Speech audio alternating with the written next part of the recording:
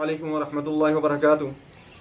हम घर में 50% वक़्त जो है वो गुजारते हैं, लेकिन हमारा जो इंडोर पोल्यूशन का मसला है वो बहुत ज़्यादा पेचीदा हो चुका है कि हम अपने घरों के अंदर पोल्यूशन की वजह से महफूज नहीं हैं। दोस्तों, पूरी वीडियो देखें, आपको बहुत ज़्यादा फ़ायदा होगा, इससे बहुत ज़्यादा अवेयरनेस आपको मिलेगी। मैं हूं डॉक्टर हाफिज अब्दुल रंजम, आप देख रहे हैं डॉक्टर हाफिज एस क्लिनिक के यूट्यूब चैनल। मेरा आज का जो मौजू है वो है indoor pollution, in house pollution, pollution complication, pollution dangerous for human body.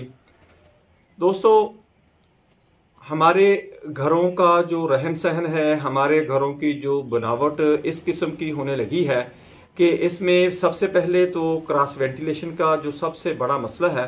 दूसरा, वो सूरज की जो रोशनी है, सूरज की जो किरणें हैं, सूरज की जो धूप है, वो हमारे घरों के अंदर तक नहीं पहुंचती। अब उसकी रसाई अपने हमारे घरों के अंदर, हमारे कमरों के अंदर नहीं रही।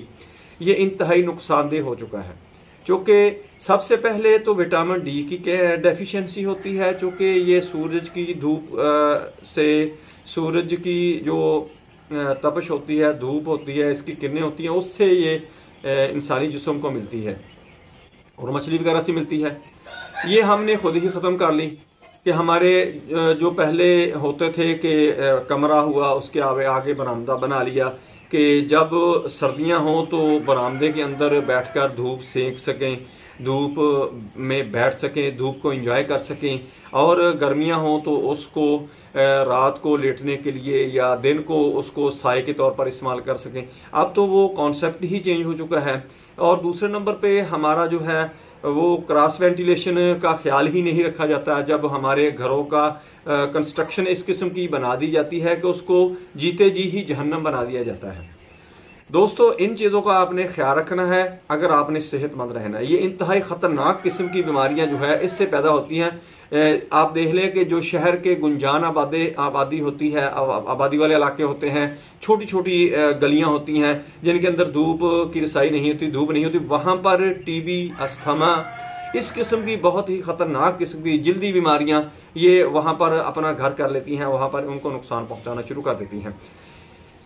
जिस घर में धूप की रसाई है, क्रॉस वेंटिलेशन ठीक है, वो आप देखेंगे कि वो लोग सेहतमंद होंगे, वो लोग क्रिएटर होंगे, वो लोग आगे जाने की काफ़ी सख्त रखते हैं।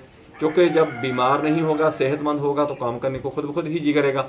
इसकी अलामत क्या होती है? इसकी अलामत यह है कि आपके घर के अंदर दीवारों के ऊपर नमी होगी, जहां पर जूते रखे जाते हैं या कोई ऐसी चीज़ें रखी जाती हैं वहां पर आपको नमी मिलेगी।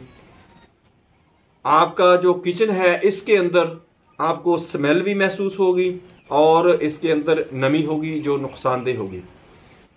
किचन की सबसे पहले तो चिमनी होनी चाहिए, फिर उसका क्रॉस वेंटिलेशन होना चाहिए कि कुकिंग करने वाले को भी बेनिफिट हो और ये सेहत के लिए भी बेहतर हो, और जो हमारी उधर खुराक होती है, डाइट पड़ी हुई होती है, वो भी नुकसानदेह ना हो।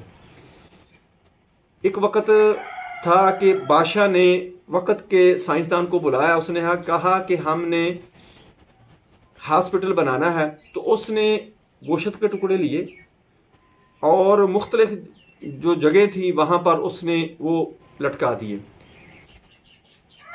कुछ गोश्त जो था वो गलने सड़ने लगा और एक जगह जो गोश्त था वो बड़ा ही महफूज रहा। उसने कहा कि ये पुरफजा मकाम है, इस जगह पर आप हॉस्पिटल बना लें। ये हॉस्पिटल की बात थी कि यहाँ पर मरीजों ने रहना है, वहाँ पर ऑक्सीजन मुहैया हो, अच्छा माहौल हो, पुरफजा मकाम हो। हमारे घर जो है जहाँ हमने हर वक्त रहना है, सेहतमंद रहने की कोशिश करनी है, सेहतमंद रहना है, उनका बुरा हाल है। दोस्तों, इन चीज़ों को मद्देनज़र रखते हुए एक तो सूरज की जो रोशनी है, धूप है, इसके रुख का ख्याल रखें मकान बनाते हुए। दूसरा, किचन की क्रॉस वेंटिलेशन और इसकी चिमनी का ख्याल रखें कि अंदर धुआं जो है ये अंदर नुकसान देना हो, बाहर इसका अखराज होता रहे और क्रॉस वेंटिलेशन जो है वो बनती रहे। नमी भी नहीं आएगी, नमी का भी तदारक करें। इन चीज़ों का अगर ख्याल रखेंगे तो आप अस्थमा, टीबी और इस जैसी बहुत ही मूजी और मोहलिक किस्म की बीमारियों से आप बच सकते हैं। दोस्तों, मेरी वीडियो पसंद आए इसको लाइक करें, दोस्तों रिश्तेदारों में शेयर करें, बेल आइकन को प्रेस करें, मेरे चैनल को सब्सक्राइब करें, अपना ख्याल रखें। Stay connected, stay happy, stay healthy. अल्लाह हाफिज़, अस्सलाम वालेकुम।